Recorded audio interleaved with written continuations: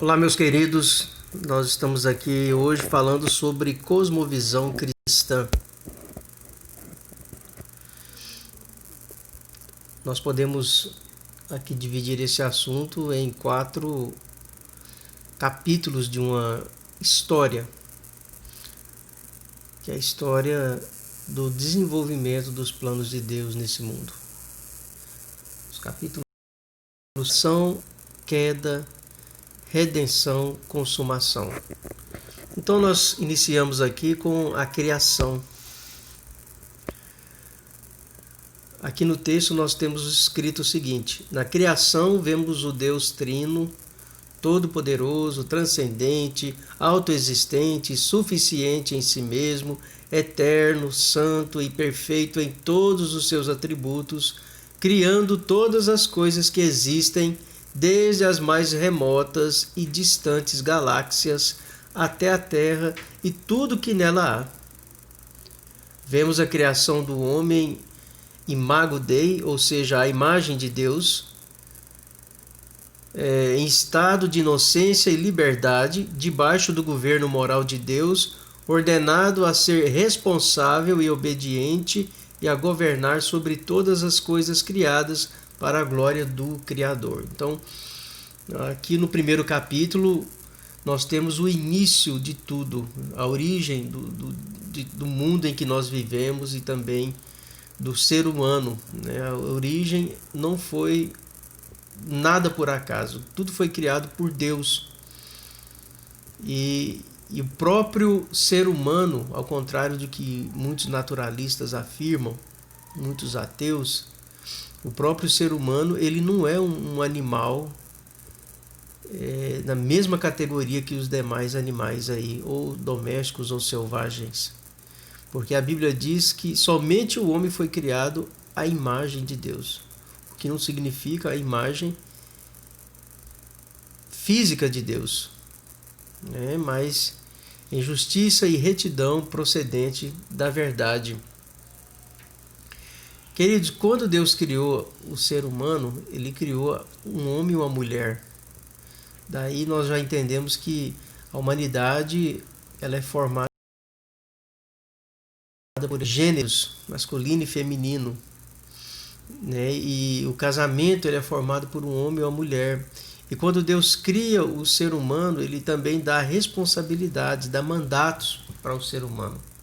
Mandato cultural, mandato social, mandato espiritual,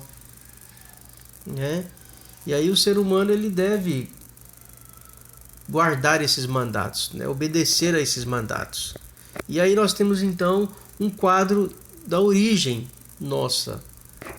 E aí quando nós olhamos para o nosso redor, nós não estamos vendo tudo tão perfeito assim. O que aconteceu?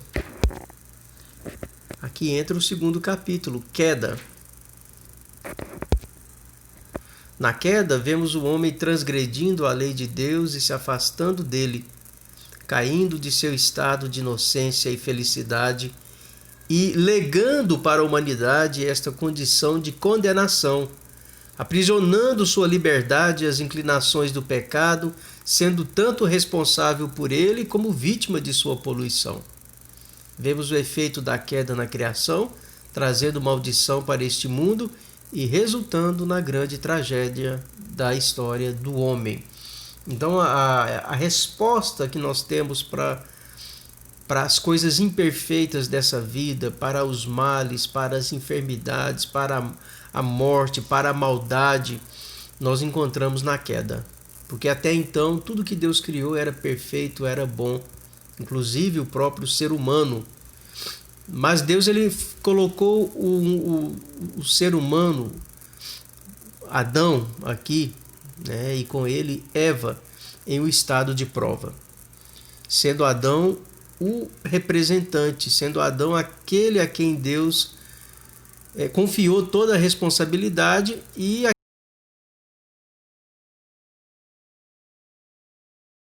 era não deveria comer de um determinado fruto de uma árvore do jardim. A questão aí é obediência. ele deveria obedecer a uma ordem de Deus nesta prova. E aí aconteceu que Gênesis 3 nos informa que ele desobedeceu, né? E por causa disso o pecado entrou no mundo. Entrou porque Deus ele prometeu que se ele desobedecesse, certamente morreriam. Esse morrer, ele se configura numa quebra de comunhão com Deus. E a comunhão com Deus é vida. A quebra dessa comunhão com Deus é morte. Além de estar nesse estado agora de morte, né? Ele tem uma condenação que pesa sobre ele. E ainda, esse estado de morte é um estado degenerativo para a alma e para o corpo. E daí onde surgem, né, as doenças, é onde surgem, né, as imperfeições, a velhice. E é onde na natureza há esse desequilíbrio, aonde também no ser humano, ele a cada dia ele inventa mais males, e nós temos aí esse quadro, né? O pecado se para todo o cosmos. E diz a Bíblia, ninguém fica fora. E é por isso que existe tantas desgraças nesse mundo. Mas existe uma solução? Graças a Deus existe. E é aqui que entra o terceiro capítulo da nossa história, chamada Redenção. Na redenção, vemos ainda que Deus resolveu oferecer salvação ao homem e o fez de modo que sua justiça, ofendida pela transgressão da lei causada pelo pecado do homem, fosse satisfeita. Em amor, desde os tempos eternos, Deus o Pai resolveu salvar pecadores em seu Filho Jesus Cristo, o qual, sendo um com Deus o Pai, entrou na história, assumiu a natureza humana e viveu como homem, obedecendo toda a lei e cumprindo toda a justiça de Deus o Pai, a ponto de oferecer-se a si mesmo como sacrifício e propiciação a Deus em favor dos homens, justificando os pecadores que se achegam a ele, movidos pela ação do Espírito de Deus que os regenera, em arrependimento e fé, sendo reconciliados com Deus e adotados em sua família. Então, nós temos aqui a solução para o problema da queda. Embora o homem, o ser humano, a raça humana, ela esteja morta em delitos e pecados, de acordo com a palavra de Deus, e o salário do pecado é a morte, com toda, né, o seu significado de morte aí, que é realmente a ser abolido, banido da graça de Deus para sempre. Isso aguarda ainda um tempo onde essa sentença será aplicada, mas ainda existe um meio de haver mudança. E de fato, para muitos hoje existe mudança, porque eles têm abraçado o plano de Deus de redenção. E esse plano, ele mostra como Deus ele redimiu da raça humana uma porção daqueles caídos e então os perdoou e os justificou e os adotou como seus filhos, e agora os santifica e prometeu-lhes a glória eterna lá na frente, né? Então, veja que Deus com isso ele está trazendo muitos à condição da qual caíram lá em Adão. Então aquele plano que Deus preparou para Adão, ele não fracassou. Deus está dando continuidade, né? Deus agora está revertendo o que o homem trouxe, né? Ou a desobediência dele. Agora, em Adão, houve desobediência, houve morte. em Jesus Cristo, que é o segundo Adão, e também chamado o último Adão, porque nunca mais vai haver outro ser humano nascido que venha a tratar essa questão, né, do pecado. Jesus foi o último e o único, né, o homem que nasceu, o homem perfeito, o homem que obedeceu a lei de Deus, não seguiu, e também o homem que morreu no lugar dos demais homens, ou seja, a morte desse homem, ela foi creditada na conta daqueles outros pelos quais ele salvou, né? Na história são aqueles que ouvem o Evangelho e eles se arrependem de seus pecados e eles creem em Jesus como seu Senhor e Salvador e passam a viver para Ele por toda a sua vida. Então, gente, o Senhor ele tem agora transformado a vida dessas pessoas. Elas são novas criaturas, elas têm vida nova, a maneira delas pensar está mudando de acordo com a palavra de Deus, de acordo com a vontade de Deus. Eles estão sendo recriados à imagem do seu Criador. Aquela imagem que foi deturpada lá no Éden, ela agora está sendo restaurada, né, em Jesus Cristo. E agora os atos dos homens eles estão sendo transformados. E aonde os homens eles vão, eles também levam